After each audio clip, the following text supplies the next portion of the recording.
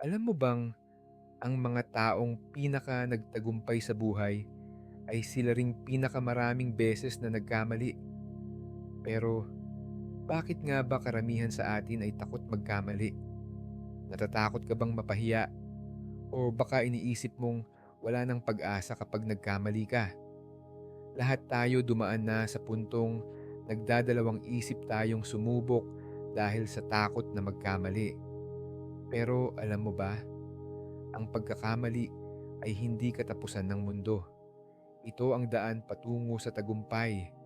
Ngayong araw, pag-usapan natin kung paano mo malalampasan ang takot na ito at kung paano mo ito magagamit bilang isang life-changing na aral. Lahat ng tao ay nagkakamali. Isipin mo ang mga pinakatanyag na tao sa mundo. Si Michael Jordan, mas maraming beses siyang nabigo bago siya naging legend sa basketball. Si Thomas Edison, libo-libong beses siyang nabigo bago niya natuklasan ang tamang formula para sa bombilya. Kung sila nga nagkamali at hindi sumuko, bakit ikaw? Ang pagkakamali ay guro, hindi kalaban. Ang isang pagkakamali ay isang leksyon. Hindi ito isang sentensya ng pagkatalo. Kung natuto ka mula rito, hindi ka nabigo. Ikaw ay lumago. Imbes na matakot, itanong mo, ano ang natutunan ko mula rito? Mas nakakatakot ang hindi sumubok. Isipin mo kung ilang oportunidad ang mawawala sa iyo dahil lang sa takot mong magkamali. Minsan, ang pagsubok ay ang tanging paraan para malaman kung may posibilidad kang magtagumpay. Hindi mo kailangang maging perpekto. Kailangan mo lang magpakatatag.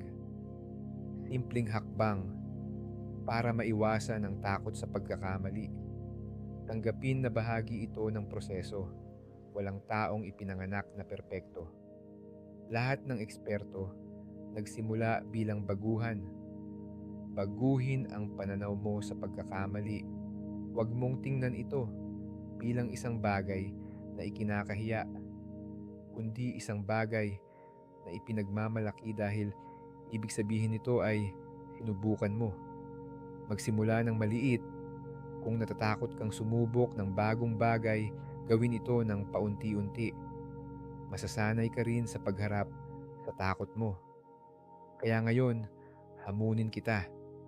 Ano ang isang bagay na gusto mong gawin pero natatakot kang subukan?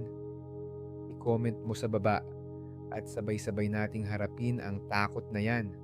Huwag kalimutang i-like ang video na ito, mag-subscribe at i-share sa iba para sila rin ay matuto. Tandaan, hindi masama ang magkamali. Mas masama ang hindi sumubok. Salamat sa panonood at kita-kits sa susunod na life-changing na video.